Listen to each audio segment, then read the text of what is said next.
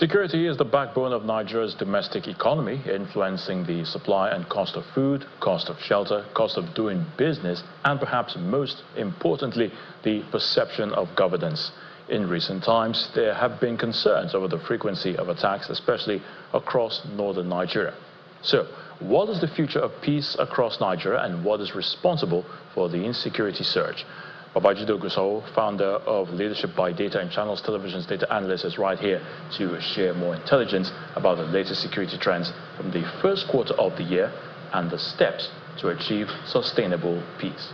Babajide, great to have you again on the News at 10. Good evening, Ayotunde. So we're talking security today, and of course in Nigeria it seems to be like a wave, really. I mean, some days there is a reason, for Nigerians to smile.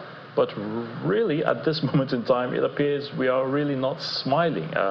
So I want to ask, why is there a resurgence, in the frequency of attacks these days? There are several reasons why we've seen a resurgence, but overall, it is because the demand for justice is greater than the supply of justice. My grandfather, who was a teacher in Ijebu, used to tell me that there is a solution to every problem. And then he further went to say that if you can't find the solution, find the data.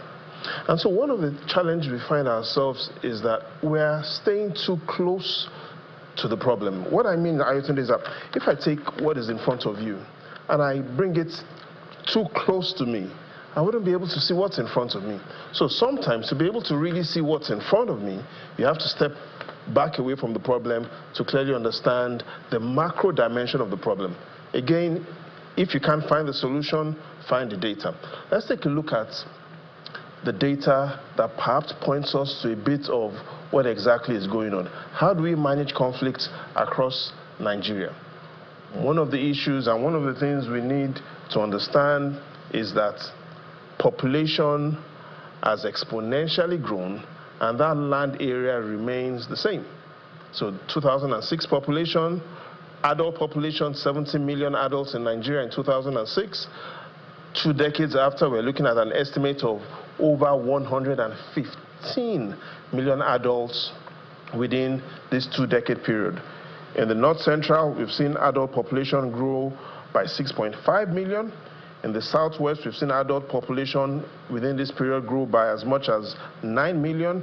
In the Northwest, we've seen adult population grow in excess of 11 million. All of this is happening when the supply of land remains fixed. In simple terms, there's a higher demand for land resources for everything, for either mineral resources or for farming or for herding. And this effect is multiplied by desertification, movement from the northern region to the southern region. That creates a challenge. Now, if you add another view on this, and let's take a look at what has been going on while adult population has been growing exponentially. We've seen a lot of children remain out of school. So remember, adult population has been growing exponentially. Children are not staying in school. And in 1 minute, I'll explain the line graph that is in front of us. Take a look at the green line. The green line talks about the number of school children that are of school age in the United States. You see that has been pretty much consistent since 1960. School-age children between the ages of 5 to 18, that has been consistent.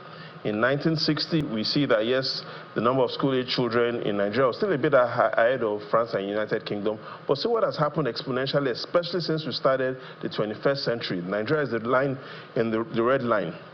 We've seen an exponential growth in the number of children that should be in school. So currently, Nigeria has more children that should be in school than the United States, which is a significantly developed economy, the United Kingdom, and even France. So 2 major reasons: land resource is finite, adult population has extremely grown, children that should be in school are staying out of school, and more children are still staying out of school. So those 2 reasons have led to a lot of the issues that we find ourselves in.